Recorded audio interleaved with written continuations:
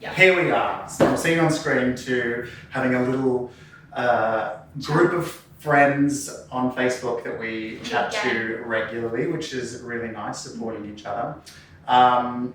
So look, I guess all I really want to do is kind of learn a little bit more about you and your acting journey over the last few years. So let's go back to the very beginning. How long have you known that you wanted to be in this space or be an actor? It's been a very long time, I would say. I think when I was in high school, well, I know in primary school, I thought about it, but then when you watch TV, you kind of think that's unattainable. So, well, I did anyway, from where I live. And then as I got into high school, and then a few people mentioned, oh, you should really do drama. Okay. And again, I thought, no, I can't do that. And I eventually said, okay, I'm going to pick it as an elective. So I did, and I really enjoyed it. And I went really well, I thought. So I went to uni, and then I guess I've just kind of kept at it. Okay. People do question and go, why are you still at it? But you just keep going at it for some reason. So okay, well, there's a couple of things there. So first thing I'll touch on is, what was it about, I guess, watching people on TV that you thought, well, that's unattainable? Oh, I think it was just location. I think when you're younger, you kind of are just thinking, this is your world. Right. And that's a completely different world. However, really, where I grew up, Home and Away and other films were really just filming like half an hour down the road. Yeah. Because it's a completely different world to the city. So it wasn't that unattainable. It was probably just my lack of knowledge, being in primary school, being in high school, not knowing what was available. And I guess now with, technology and everything, people can see what is filming just down the road, what's filming here, or what auditions are available. Whereas when I was growing up, it was more, this is your world. Right. So. Okay. So then you were obviously thinking about it for a long time. I mean, similar for me, I did performing and whatever in primary school, and then drama in high school, and applied to an acting school and got into that and did all that kind of stuff. But so from there into choosing it as an elective in university? I majored in theatre studies, okay. So I focused on theatre studies and English lit. I then moved on to teaching as well, so I thought I would do that and then work on getting a teaching degree, so at least it had some sort of importance. And then I... Because being an actor isn't a real job, right? Well, a few people say that, don't they? It's more about hobby, so... And I also did stage managing in between that as well. Cool. So finding other avenues to support the acting was important for me, just so I'm still able to do my community theatre, because a lot of the work I was doing at the beginning was more community theatre. So being able to do stage managing and other avenues within the theatre industry was important, because at least I could get paid in some way. Okay. So how long ago was university? I graduated 2009 for my Bachelor of Arts, and then 2014 for my teaching degree. Okay, so... A few years in between. So that's obviously, we're about to go into 2021. Mm-hmm. So that's a good 6 or 7 years since you've done that. And now, for people to be saying, why are you still chasing this dream is, I think it's really common when you're trying to make it. And I think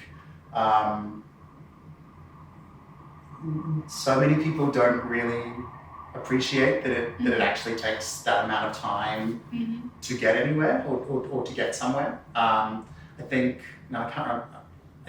it's Margot Robbie that made a comment. Was it either she made a comment or somebody made a comment? Because when she first started making it, there was something that it was like overnight success, blah blah blah. But she said, well, what you didn't see was the 10 years of hard graft before this for me to become an overnight sensation, which is, that's the reality of trying to make it. I think it was her and her manager. They were having a plan. So when she was on Neighbours, there was all these plans. I don't know. You read these quotes. Who knows if they're true or not?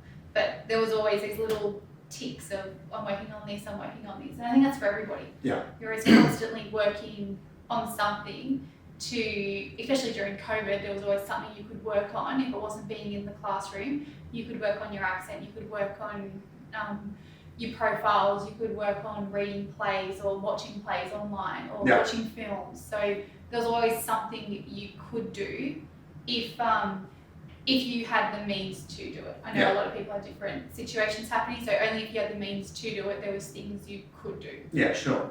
So you work a lot. I mean, not a little bit. Like outside of acting, you work a lot. Like to support the amount of effort that you personally go through in your life to work, earn money, and save, but also still really invest a lot in creation is insane. I had Amelia on the podcast last week and Kat the week before, and both of them have, well, Amelia specifically has she stepped away from all work that is not in the creative field, and Kat made a point of getting a job in the creative field so that she's still working in that space. But you're not in that. So tell me about how you're funding your kind of dream at the moment. I'd love to hear what they have to say. Because I think that's where I'm at the moment, trying to forget everything else and just focus on performing or focus on just the arts industry. So as I said, I already studied teaching, so I teach, and I think it's important to still learn whatever field it's in. So I can teach drama, and so I've done freelance teaching after school, creative programs for students. Otherwise, I do work in a secondary school. I also work in hospitality, so I worked in hospitality. Age-old job of an actor is hospitality. Look, and some of the skills do come in handy when you need to be able to serve up drinks really, really fast. Or, look, let's be honest, not a lot of it comes in handy, but a bit of it does come in handy. I've got to wear my apron a few times in a few short films, so I've got that. I have been, this is where I think I'm at the moment, where I have been looking and I have been maybe spreading myself too thinly across other walks of life, where maybe it is, and I feel like I am up to that now, where I can sort of let go of a few other things and start just to focus on the industry only. So I did start this year to produce. So then that was getting another skill set under in my tool belt, so I could still focus on within the industry as well. I think all I've known is really work. Support yourself. So when you do, get a film, or you do get something or a theatre, I think because I've done a lot of theatre, it's always quickly support yourself. So then when it does come up to those weeks where you're going to have to perform on your Wednesday, Friday, Saturday, Sundays, and you're not going to be able to work, you've got that little money bank there already to go, so you don't feel as stressed. And in some ways, well, for me, it's easy money. So if I've already worked in hospitality, I'm going on 14 years this next year, it's just easy money where I know what I'm doing, I can do that. Whereas, even teaching, I can go there, I've done that for so long now where I just know what I'm doing. Whereas producing now, it's, going back to basics, let me go read about this, let me go do this. It's a lot of things I do sometimes. If I'm trying to write something or I'm reading something, I wish I could get paid just to read all these plays or write this or learn about this, because this is what I want to do. But in order to survive or to save, I need to do these other things, and those are things I've already known. So I kind of hold on to those things and then save up and do that instead. Sure. So okay. I'll say. Do you feel like you've had to sacrifice a lot for this dream of acting? I don't know about sacrificing, because if I wanted to stop, I could just stop. Because so many people go, why do you keep doing it for? Why? Like, isn't it time? Isn't it time? But I guess this is something about creating or storytelling that has just kept me in the game, I guess, a little bit longer. So, yeah, I don't know. I think I just keep going back for more for some reason. So, and yeah, you always like stop and think, maybe, but then something comes up and then you just go, oh, I can do that. Yeah. And so you keep going back into it and you go, it's fine. I can, even if it's, you know, community theatre or something like that, you just go, yeah, I can do that because I want to do that. So in order for me to do that, I'm going to do this to save for that, to do this. So, but yeah, it would be really great not to do everything else. It's like a lot of work and a lot of effort or a lot of pressure you put on yourself. And what is it, do you think, about acting that keeps you coming back? You kind of, you just said there that every now and then you have that feeling of like, oh, should I? And then something comes along. So what is it that keeps you kind of hooked?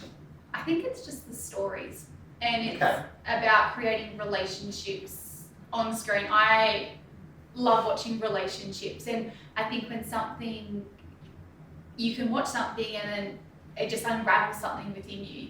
You just go, and you feel a part of it.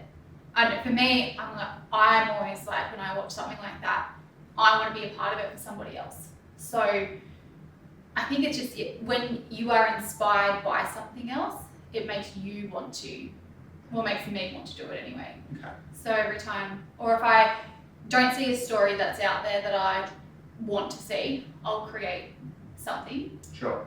It might not go all the way. It might only be half written still.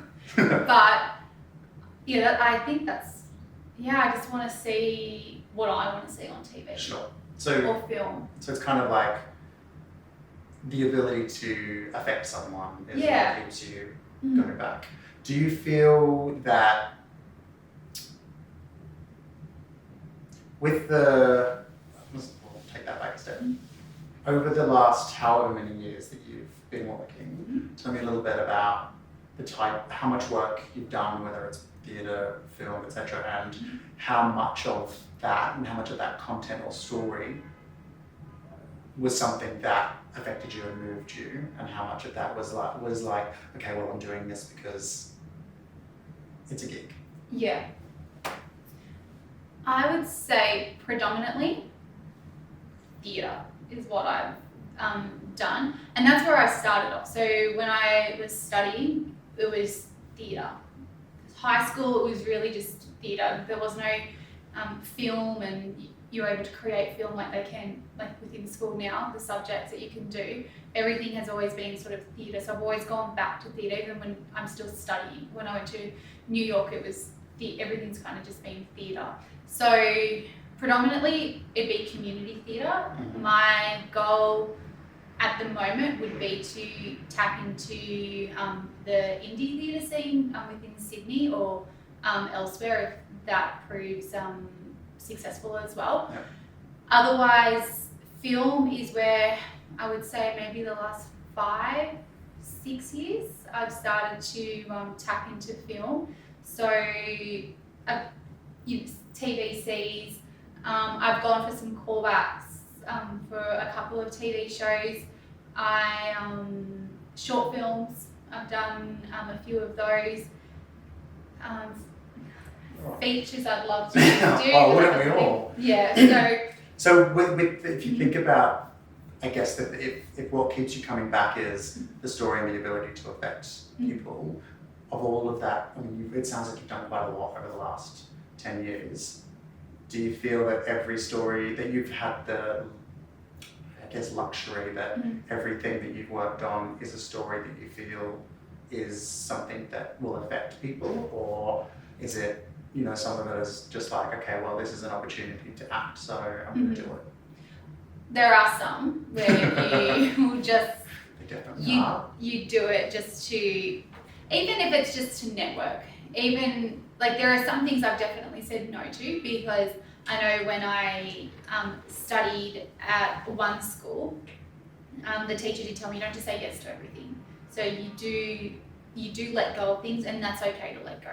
So there are definitely things that, and I think that's more as you get older, you have that confidence to say no, where I'll read the script and then I'll say either yes or no from reading it. Whereas I guess when I first started, especially in film, yes, I'll do that. And then when you start to, when you get on set and you're like, okay, maybe this wasn't worth my time, or you don't get the content. Yeah. And then you kind of go, okay, that was really a waste of time. However, I also feel you kind of learn from everything. Yeah, so definitely. is it a waste of time, or is it you might not have got what you wanted out of it, or what you aim to get out of it, but you still get little things, I think, out of it. Sure. So whether it is networking with somebody, or learning something more about the camera, or learning something more about lighting or sound, I especially agree with that because, especially now with self-taping, I wouldn't have known as much as I know now about self-taping if I hadn't been on set as much as I have had the opportunity to, but also the confidence on using the different pieces and being able to access. But I think it also comes from talking with people as well sure. on set. So I think not just being, and I've noticed, especially in my last few projects, looking at the equipment that they have, asking questions, and people are really really happy to chat to you. So I think once I started to get the confidence to chat and to learn more, people just opened up. Sure. Okay. Well, I don't disagree that there is definitely something that you can take away from every opportunity, whether it's theatre or film. So that's good. What do you think what's the type of things that you've said no to over the last few years? I think if it's just a script I don't identify with, or it's probably there's been a few short films, I will say no to partial nudity or things like that, just because of the fields I am in. So with teaching, that's obviously something I don't want to do. But also when I read the script, if it doesn't work in the script, like there was one I read and it just didn't make sense. And I did not understand, and I read it twice. And I even asked, and they said, "Oh, it just makes sense in our head." And I said, "Okay." So I left it because I couldn't see where they were going with it, and so I left that one alone. And that makes sense. So I will say no to that, and probably just if the writing isn't something that I grab onto straight away, I'll leave it. I've read a lot of scripts over the last, because I think I've probably been back into acting probably for the last 3 years, and I've definitely read a lot of scripts where I'm just like, I don't get it. I remember reading this TV pilot that was, I think their idea was to be a little bit like black books. Well, rather, I know that that's what their idea is because that's what they said in black books. And I remember reading the script and thinking, I have absolutely no idea how to make this funny. Like I just do not get what it is, and I was like, oh, I don't think I'm the right person for your script. And that's fine as well. So we're not fine and I think that's also a good thing. When and I have auditioned for things, and I have seen, and when they're open auditions, and you can see somebody, and you can happily go, this role isn't for me. That is her role. And I think when you are fine with that, because you can't do anything. No, you can't. You're either what they're looking for, or you're not. Yeah. So you can't control any of that except what you can do. So I think once you're happy with that as well, then you just go, yeah, that's fine. That's not for me, and I'm totally happy for you. Sure. Okay. You've touched on something interesting there around the getting comfortable with this isn't for me, or this is clearly for her or for that person. And I think as actors, definitely as actors who are not known actors yet. Got to put it out there. You've got to be resilient in this game. I mean, obviously you've got people telling you it's been this many years, why are you still doing it? And clearly you have those thoughts yourself. What do you, I mean, I'm going to make an assumption because, I mean, it's pretty standard that you probably had plenty of rejections or not even heard back about auditions, etc. What do you do to keep yourself, keep your mental health in check? I think you just cry, don't you? That was the other day. No, I don't know. Who said it? You have like 100 no's before you get that one yes. Yeah. So every time I get a no, I go, that's fine. I've still got another 99 to go. So I think I'm just a firm believer in what's meant to be is meant to be. And I have you have those feelings where you're like, no, something will happen.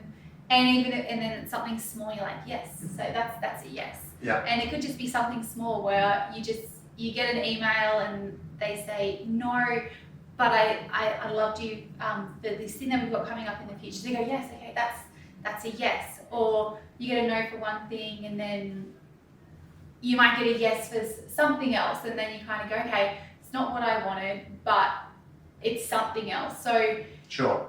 I think just finding the little yeses here and there, and they'll amalgamate into something bigger, hopefully. Of course it will. That's why you're still doing it. And it's not about waiting for other people. So, and that is actually probably something I learnt this year. Not waiting for other people to create opportunities for you. Create your own. And that's really what's happened with producing. Wanting to make a move to another country as well and pursue performing arts there. So I think creating opportunities for yourself is the biggest thing that you can do to validate what your worth is within the industry, rather than waiting for other people to validate you and saying what you can offer. Sure. So I think if you know what you want to do and what you believe you can do, just go out and do it. Sure. Because you can. It's just you've got to find little dots and then join them all up, and it'll all work out. It'll all work out. It'll all work out. There's a few interesting things that you've just kind of broached there, which I'd love to delve into. Especially considering you're talking about producing and creating your own content. So you've done a little bit of that this year. So tell me that journey of you creating. We talked about it and we said, can we swear? Of course we can fucking swear. We said, fuck it, let's just do it. Okay. So like we've never produced anything. I co-produced because I was still a little bit nervous. I had thought about producing before, but then losing money was something that I was a bit nervous with. So, and I think I just wanted that support. So I did collaborate with a person at work who's also she's more into journalism and doing documentaries. So we just said, yeah, fuck it, let's just give it a go. Let's see what happens. Okay, so you created a short film, and you took on a few roles from memory.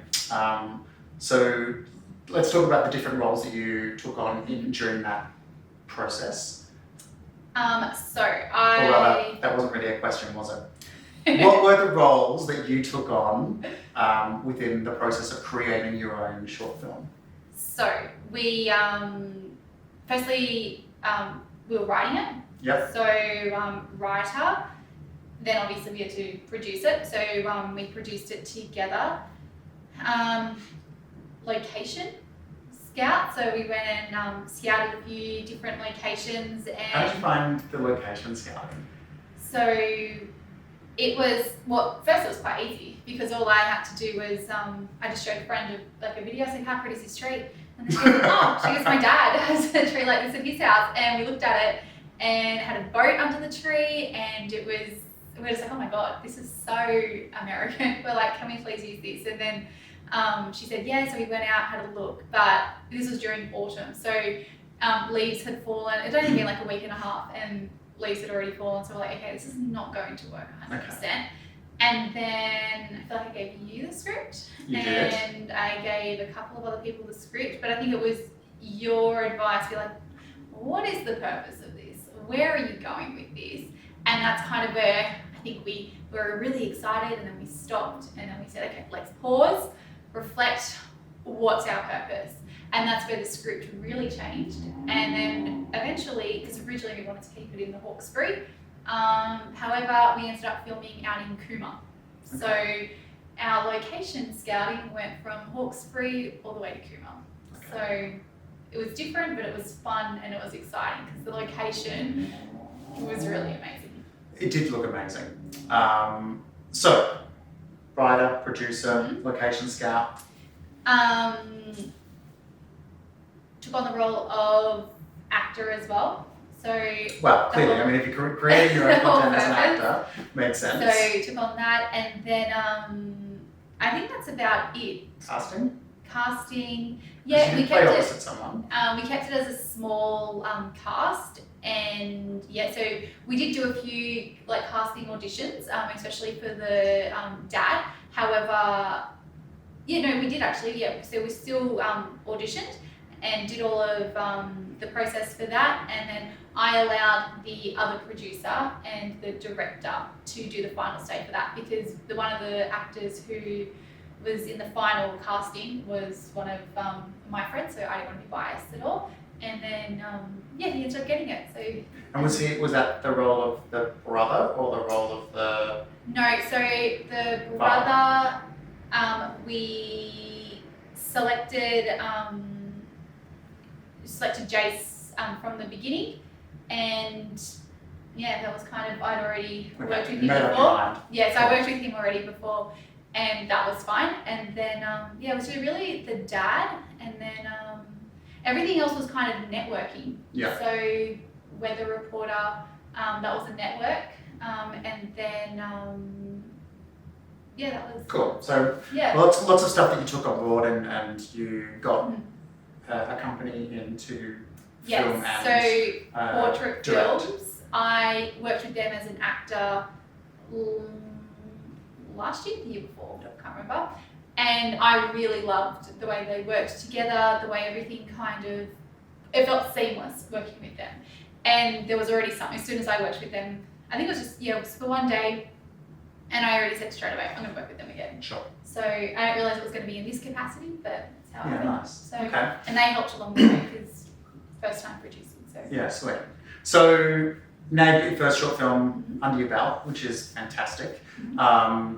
And I think, as you said, you kind of had a chat with me, and then I was like, well, what is the purpose of this? Yes. So I think if I remember correctly, you know, the original purpose was like, I just want to film some stuff for showreel. American, yeah, originally it was American. Like, well, you didn't do American, though. No, because then we said, what's the purpose? Yeah. And just because... So what's your purpose now? What's the film for now? The film is to highlight the struggles of Australian farmers and the devastating effects of the drought and mental health. So I'm very grateful to you for help. Just because I wanted to practice my American accent, that doesn't mean that's what this was about. So the story very much evolved into the Australian landscape, into mental health, into the drought, and all the effects of everything encompassing. Sure. And what's the plan for the film now? So at the moment it is in post-production, and we are hoping to submit it into some festivals early next year. Amazing. Well, hopefully. good luck. We'll see what happens. Good luck. Look, congratulations for creating something. Mm-hmm. I think, a lot of, especially I think in the Australian market, Mm-hmm. whether it's Australia, the UK, anywhere, I think it's really important to create because, we sit back waiting for agents to contact us to say, yes, this casting director has said, come in for an audition. And then you go in for an audition and then you hear nothing back. Mm-hmm. And you're not getting any more experience and working on stuff. So I think a lot of people don't realize that you have to kind of keep creating and working and honing your craft further and further so that casting directors go, he's actually capable of this thing now. So kudos to you for doing that. Thank you. And good luck with the film festivals. Thank you. I'm sure it will do amazing. It's a good I hope storyline. so. It's beautifully shot. So I've seen it, but I'm sure everybody else looks forward to an opportunity of seeing it. So you've created stuff, which is great. You've worked in theatre. You've done a lot of short films. I want to talk about some work that you've done. I mean, I don't know all of your work, but you've been doing it for such a long time. What is the project that you worked on in your past that when you think back you're just like, that was so cringe, like okay. that you're not necessarily proud of, but you, as you said before, you learn something from everything, so I'm sure you learn. But what's the thing that you like are just like, ugh, crap? No, I don't know. I was going to say the opposite. What's something that you're really proud of? Oh look, I don't know if anything has been 100% like cringe. There are some things where I've stood there and I've said, what am I doing? So I've had those moments. Okay. But then again, I've just learned in those moments where I've just gone, okay, what I've learned today is I will not do this type of job again. Okay. So, and I think, and everything's different for different people. But I'm just trying to think. I don't know if anything has been cringe. If you haven't got a cringe moment, that's fine. I mean, I have plenty of cringe moments. So, what is the type of job that you would not do again? Apart from nudity, that I which you've wouldn't clearly do. not done. Yeah. Just like that I wouldn't do again. Yeah. Maybe I had to be a patient, Okay. but I just had to just lie there Right. and do nothing. Was there any dialogue or No. was it paid? No. Okay. And everything was kind of maybe not very organised. Okay. That was probably when I was first starting out. Sure. So I think jobs I wouldn't do again are jobs I haven't researched. Okay. So I don't say yes to things all the time now. Sure. So I will look at things and read the script, and if it's not offering anything more to where I'm at, I'm Sure. happy to say no. Okay. Cool. So those sort of jobs. Yeah. But for that time, that was a job that I That you were happy to take. yeah, and I learned something then and there. But I think now as I grow a little bit more, I'm Sure. no. Okay. I'll leave that to somebody else now. I get it. I mean, I think there's definitely stuff that I will say no to because I read it, I'm like, I don't get it, or it doesn't make sense, or whatever. But then at the same time, there's stuff that I personally say no to, or that I feel like, okay, that's not something that I should do if I feel like the character Yes. or the where it is not necessarily in line with where my agent feels my type is, or where he's trying to push me at the moment, because we do so much work that's unpaid. We have to think about what are the benefits that are going to come out of this to progress our career further. Yeah, no, that was probably. I didn't think my agent got me that. I think I got that myself. So I think, learning more about the industry and then what you are happy to say yes to, what you're happy to say no to. But I guess now with an agent, they can, like, she does a lot of managing and a lot of coercing of what I should be doing, what I shouldn't be doing. So while we're on that topic, do you have like a plan in place with your agent of where she thinks you should be going and what you should be targeting? We have like a plan like together, and every year we'll meet and reassess that plan. I guess COVID changed a lot of my plans for this year, a lot of our plans for this year, sorry. So I guess we'll just be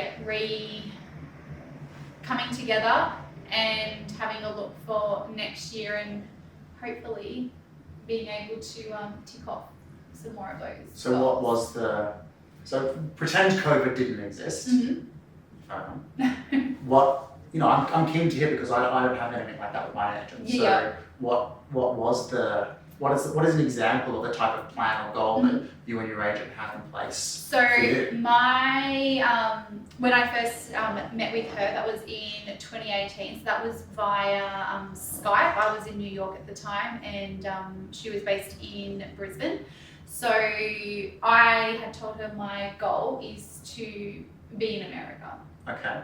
And so one of our goals together, if you want to work in America, you need to have an accent. You need to be doing tapes with an American accent. So this last year when we got together, it was really focusing on my accent, working on some self-tapes, showing her those tapes, seeing what works for her, what doesn't work for her. My headshots, so working on those, making sure that they're up to date. What else? It was just kind of what we had done together in 2019 was really great, and I was really happy, and she was really happy with where we had come together. So 2020 we were really excited for.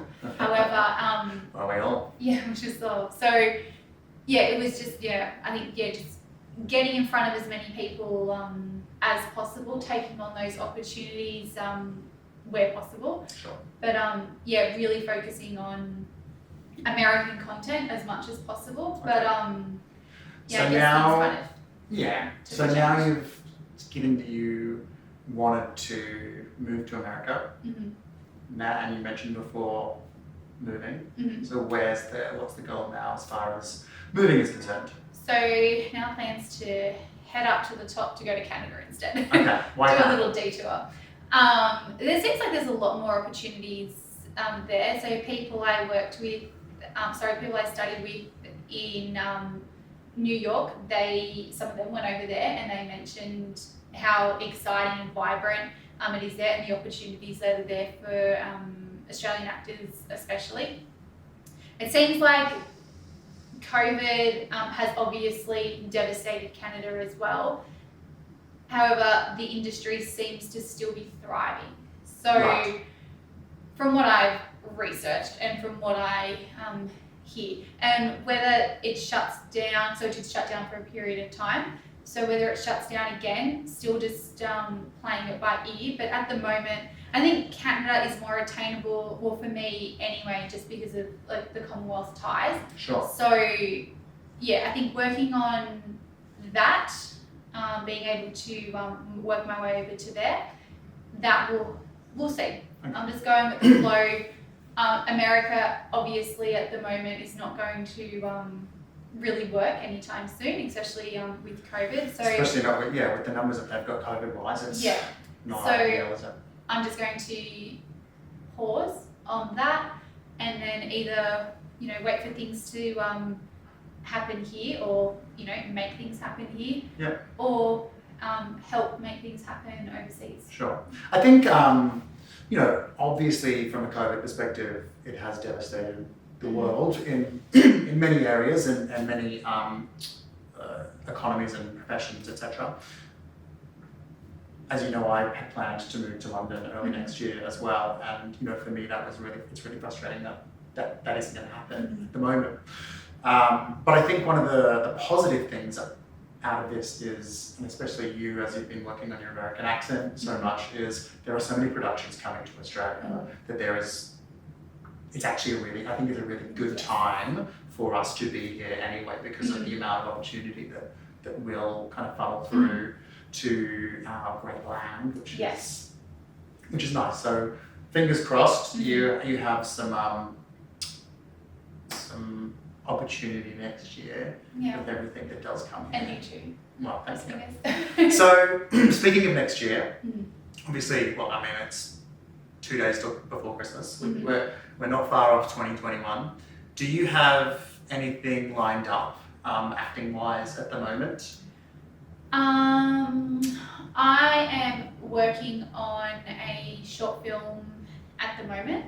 So again, that's just writing, or so writing and producing that. So apart from I know a great bald actor. If you have a part. I'll keep that in mind. So I'm working on that. Otherwise, just auditioning if there's some theatre opportunities coming up. If my agent puts forward, so I've auditioned for a couple of things. Hopefully something happens with those. Otherwise, still just reading plays, watching films, just researching Canada. Okay, cool. Yes. Sounds collaborating with people, hopefully doing scene work. I'm sure that there will be plenty for you to work on. I think that next year is going to be a better year for everybody. I hope so. Or at least that's what I'm projecting out into the universe, that next year is going to be a much better year. So I will finish on, seeing as you thought I was going to ask the question before, what is your proudest moment, or your the piece of work that you're most proud of? I worked on a play called Broken by Miriam Butler, 2019. And I think that play enabled me to see how far I can push myself as an individual, but also as an actor as well. So, and then I felt like I was that's just the beginning. So I really loved the heartbreaking story that I got to help share to a new audience. I loved the people I got to collaborate with. I loved the opportunity. I think that play, and also Still Magnolias, working on Still Magnolias. That was my first theatre play that I got to work on. And I think what was actually really great about that play is when I was in high school, I watched it in school. And I said, one day I'm going to play Shelby. And it was the first one. And I said, oh my gosh. So it felt very full circle. And I think it was that moment that I knew everything should be okay. And everything will be okay. Hopefully. Awesome. Well, thank you very much. No, if anybody wants to find you on social media or anything, or online, do you have a website or Instagram or anything like that people can follow you on? So it's just Samantha Camilleri on Instagram, or Samantha Camilleri on Facebook with the actor at the end. Otherwise, just www.samanthacamilleri.com. Cool. Well, I'll put all of that information in the notes. But thank you very much for joining me. Thanks for having me.